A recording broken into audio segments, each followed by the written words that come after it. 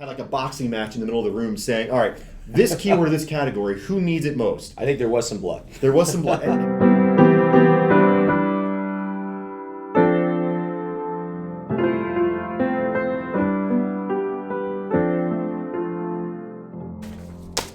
Welcome everybody to the first episode in a new series called Media Mixology. We are your hosts. I am Dave Ruppel. I run the Insights team here at Underscore Marketing. And I'm Oliver Nelson. I run the integrated media team at Underscore Marketing. And really, we created this series to examine issues of the day that impact the state of media in the advertising industry. So you'll see a couple of topics explored this year for our first run. You'll see issues like media strategy and the importance of it, how to measure media, how to combat fraud in an increasingly digitally focused media type approach. And you might be wondering about the name Media Mixology, and that's obviously you have the media mix angle of things, but obviously mixology, there's a beer on the table. So every time we're gonna try a drink here as we get started here. That's right. You might be wondering, how do those two go together? Well, purely the name. Purely the name. No, Dave and I have found that some of our biggest challenges in media we have solved over happy hour. So we thought, hey, if we're going to discuss these types of challenges, might as well replicate the environment. Let's do it. So what do we have today? So the first beer we're starting with happens to be my absolute favorite beer on the planet. It is a beer called Hopslam from Michigan, Bells Brewery. Interestingly, was originally a honey pale ale, but and this will be familiar to all you craft beer drinkers out there, as the double IPA category became more prevalent and more popular. Craze, yeah, that's probably the right way to describe it. They rebranded it to a double IPA. And really, honestly, that's what it is. I mean, the ABV level here is quite high. So, disclaimer, if you pick yourself up a Hopslam and you can find one, it is not a beer to chug or pound. So just changing the name of things, that sort of fits right in with the product and media agency or media industry aspect of things. So, that's right. All right, so are we nerding out on this and doing the whole thing, or are we going to just take a swig and go? No, let's take a moment to nerd out. Let's enjoy it. All right. It smells good. Yeah, typically what you'll see here is it starts off sweet. You can get a little bit of that honey, and then it's balanced by quite a bit of hops that are in this beer. It's funny, I'm not a huge fan of IPAs and hoppy beers, but the balance of the honey really kind of lessens the punch that you can get from the hops in there. So yeah, it's a very balanced beer. I actually think just for random fact, there's enough hops in this can to satisfy a 12-pack of light beer. So that puts it in perspective for everyone out there. Cool. All right, so now that the fun part's out of the way, let's get into the interesting stuff, which is the topic of the day, the importance of media strategy. So what is media strategy? That's great. So what we found and why we wanted to start with this topic is in all of our work with clients and speaking with industry reps, et cetera, we have found that a lot of the time media is an afterthought. Media is planned after all other considerations are taken care of, whether it has to do with the creative being specced out, the message being finalized, the look and feel, the art of the message that will be distributed.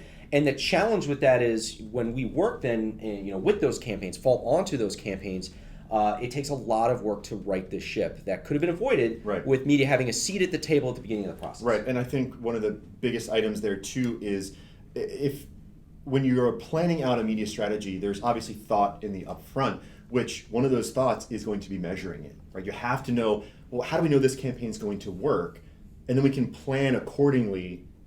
To make sure that happens, not just let's throw darts at a board and throw some tactics together. That's right, and I think too often when our customers and other clients, when they think about media, they think about impressions or delivery or clicks, open rates, etc.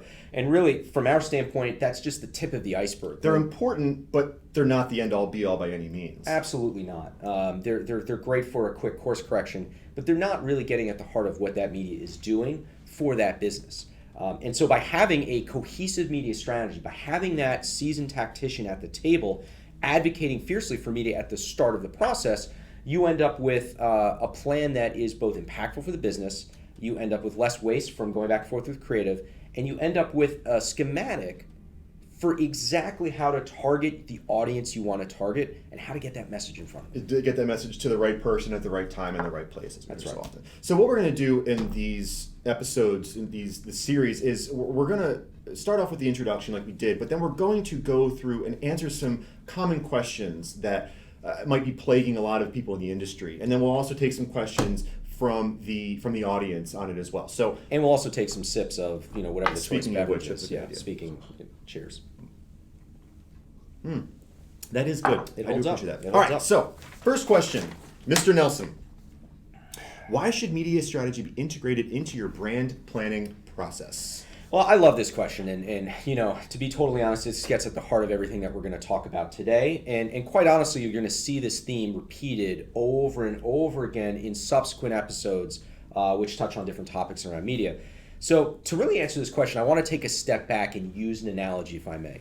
So what I'm going to do is pull out, and for those of you who are watching remotely, you're going to get a really high-tech pop-up box. We've been assured by our excellent tech team here that will enhance this. But essentially what I'm showing is a image of a concept car. Why am I talking about automobiles? Well, it's a perfect metaphor for media. An automobile requires multiple stakeholders to come together to make it successful.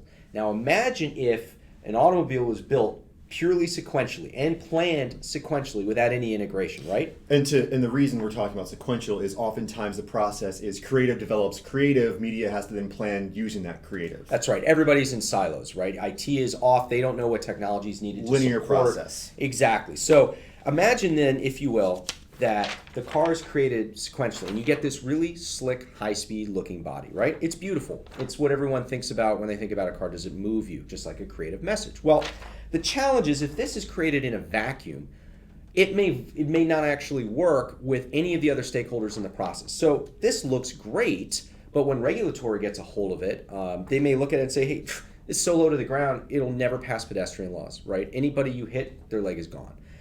The power plant and propulsion engineers are going to look at this and say, well, that's great, but we can't even fit the various engines that are in our current catalog. And even if we could, there's no openings to cool the engine, so it's going to overheat and catch on fire. And then you're going to look, the chassis designers are going to say, well, that body is so small, I can't fit the suspension geometry I need into this. There's no way this thing is going to handle, let alone get down the street. So the point is that without all of the stakeholders coming together and identifying key needs that each group has at the outset, you would end up with a product that at best cost 10 times as much as it should to get everyone on the same page retroactively, and at worst explodes before it ever leaves the garage. And this is a great point too, that when you want to have a seat at the table in the beginning because you want to be able to prove that it's working, but also just from an evaluation perspective, out-of-pocket media budget is oftentimes the largest dollar item on a balance sheet.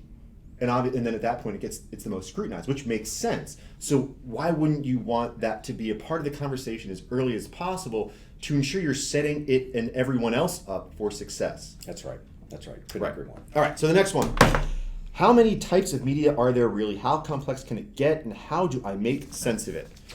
I'll take this one. Yeah, so why don't you dive in first? So there are many. There are many that seem obvious up front, like display, for example, and paid search also. There are also a lot more types of media, especially in the healthcare industry, that can be more effective depending on what your objectives or strategy is, such as different email type executions, e-details, which are literally you take a core visual aid and you digitize it in a way that an HCP or somebody else can go through it at some point online. But even those such as paid search can get pretty complex. Yeah. We had an example a couple years ago with a client who had multiple brands all in the same category. It was a diabetes category. And what we had found as we were working in all of them, and from a paid search perspective, they were all bidding on the same keywords. It was a mess. And so everyone was bidding each other up to the point where the company was paying so much in paid search because they were competing with themselves. So we had to go through a full analysis, get all of the brand teams together in one room and talk about who gets priority over which categories and keywords. From a strategic perspective, which category and keyword makes sense for which brand and why, and then just assign them. And that led us to, we were able to make the search buys way more efficient for a lot of them. But like as we were talking about before, that's only one tactic. That's one of many that will be on the plan. And even that tactic itself required that much in-depth discussion, research, analysis, and frankly strategy to actually make work. Well, and to be honest, even taking a step back, that's a single channel, right? So let's think about, how has media evolved over the last 10 years, 15, 20 years, right? We've gone from media being relatively simple to, hey, I need to be in newspapers, magazines, maybe broadcast, right? To now, with this emerging explosion of options, especially from a digital perspective, you can't just rely on a clearinghouse to go ahead and run all of that media. You need that qualified tactician at the table to say, here are all the channels that are available to us. Here's the analysis that suggests which ones we need to be in, at what times, but most importantly for the purposes of our discussion, what then types of placements, sizes of creative, types of execution are going to be needed to fulfill on that plan. Because the media tactician is the one that comes to the table to say, okay, this is great that that's your qualified audience. Here's how we're going to reach them through all these channels. These are the types of assets you need. Now that's going to go back and inform the creative to say, okay, now we've got our concept. Now I know exactly what to build. And that's the feedback loop that is missing so often in these types of media engagements. Yeah, and we've seen it in both ways, where you have the creative determining what creative is going to be built, and then it goes to the media team to fill out, to basically build a flowchart according to that. That's We've right. also seen it the other way, where we've had the media team building out a flowchart and then sending to the creative agency, here are the assets we need. Neither one is perfect, Right. because neither one works all that well, because you're still missing the idea of, well, what about those ideas that you could have come together and create that make more sense? And even to one-up you on it also, you have to be able to measure all of it. So if you're going to start in the beginning and talk about what different types of media tactics make the most sense, you also have to be able to prove that they worked, which we'll talk about next time. That's right. Absolutely. All right, next question. What should a media strategy process deliver, and what should I get from it? This is a great question also, and unfortunately it falls into the category of, if you have to ask, you probably don't have a media strategy. And so let's talk about some of the differences, right? I think historically a media strategy is really nothing more than a high-level tactical outline of what placements you're going to be in, and then what the estimated impression delivery of those placements will be, right? If with broadcast, maybe you're looking at a GRP spread, it varies, but essentially it's going to be a series of Excels, maybe a flow chart, and a high-level outline. That is not a media strategy. It is not answering what the media does for you. That's a media plan. It's a media plan, and barely one at that. Which is the result, an informed one is the result of media strategy. Correct. But you have to go through the process. So Yeah, so a media strategy instead is an immersive process that includes you as the client, or the marketing manager or the project manager, includes you in the process and actually brings media to your doorstep. What does that mean? It means that the media tacticians are coming in and they're working with you and your creative partners and other key stakeholders to identify who your targets are,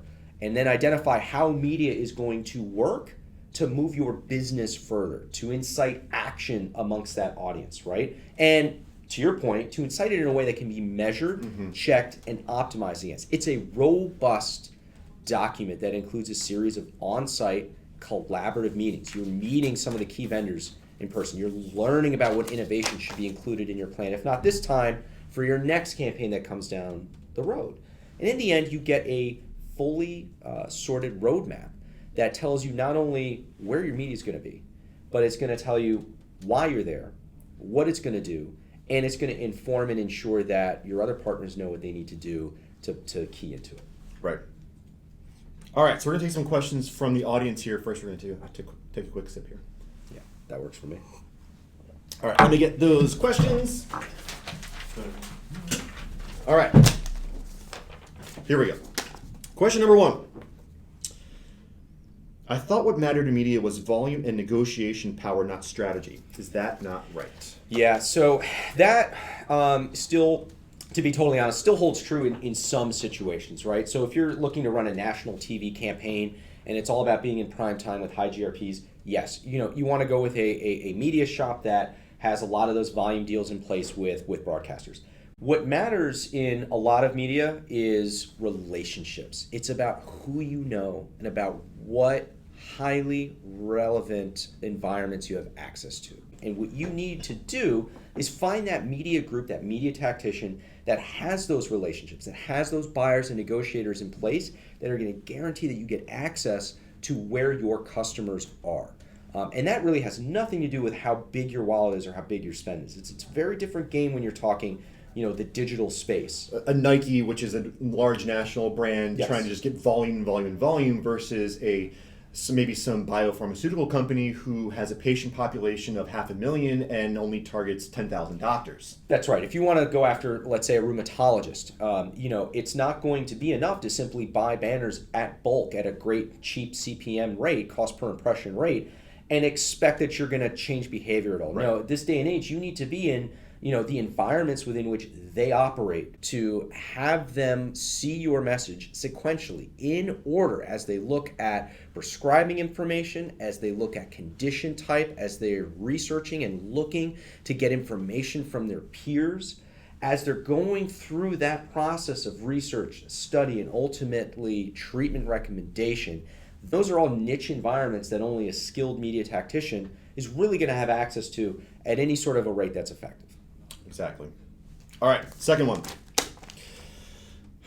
Doesn't my AOR or creative shop take care of my media strategy for me? Why do I need to get involved? Yeah, well, why don't you take this? Right. So in most cases, the media buying group within a creative shop is really just that. It's just buying, right? They are executing on maybe a more simple campaign that the creative aspect will plan or just execute. And it actually does make sense for some clients. They might only need a very simple media execution, where it does make sense. They don't need to go into a larger conversation. But we've also found that that's rarely the case. Yeah, that's right. I mean, unfortunately, it's an ugly truth in the industry, but a lot of the combined agencies that do both, internally, those media tacticians, they're going to be deferring to the creative folks, right? You can think of creative directors dictating what's going to be built, how it's going to be built. Hey, don't interfere with my design or vision. And it happens behind the scenes all the time. The challenge in those situations is that media tends to be a bit of an organizational afterthought, and you don't necessarily have folks willing or, frankly, able to come to the table and be that aggressive when it comes to advocating for media strategy. It's not meant that there should be combat between creative and media. There rarely is in the relationships we have with different agencies. It's that when you're talking together about the same thing, because they both care about the company, so it's going to be a reason why that they want to be there. But if you're working together, you're going to get better ideas. You're going to have a better result than what you're talking about before, the sequential or linear way of things were working before. That's right, and it's not to say that that scenario is impossible at all organizations that have both, but it's unfortunately it's rare, and we absolutely recommend doing due diligence and making sure that your media group is giving you that media strategy, and is properly advocating for the right assets to power it. And not to take away, there's a very good chance that your needs may dictate more creative work and less strategic media execution. If you are just looking for pure brand awareness, you just want to run some banner ads in some areas that doesn't require a lot of targeting or different aspects like that, you can have the media shop angle of a creative agency handle that. We found it's only works for a small population of the industry that actually wants that. But it is possible that it does apply to you. Yeah. Agreed. All right, last question. This potentially sounds more complex, which can equate to more expensive. What do I lose by investing in real media strategy? So, look, this is a great question, and honestly, going down the route of having more media leadership, right, on the surface of it, you're going to be spending more upfront on that media planning process. Sure, there's going to be some kind of a fixed fee, or there'll be some sort of an additional charge. But I think the better way to look at it, and what we have encountered in the marketplace over and over again, is all of the efficiency and the savings that you're going to gain over the long term of the campaign by more effectively integrating media at the beginning of the process. And some examples include, some of the things that we've alluded to earlier in the discussion. Oftentimes creative will, dictate the different sizes, styles, builds, coding of their assets, only to find out later on down the line that those banners, they're incompatible with the places we actually need to be to reach the audience. So Guess what? Now we got to submit change orders. Things have to get kicked back. Oftentimes it's a double charge, or at least a charge and a half. And so in reality, what you're doing by integrating media up front is, number one, controlling for that. But number two, probably reducing the total number of assets that have to be created in the first place by the creative shop. So you're really streamlining from beginning to end, waste across the board. And even just from a media only perspective, let's take creative out of the picture for a second. If you go into a media plan, excuse me, and you start off with just a bunch of tactics put together that seem to make sense, but you're not really sure.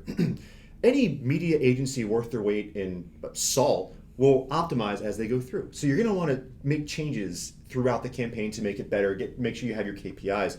But if you're establishing up front, well, here's our KPIs, here's how we want to measure it, here are the tactics we know will achieve that.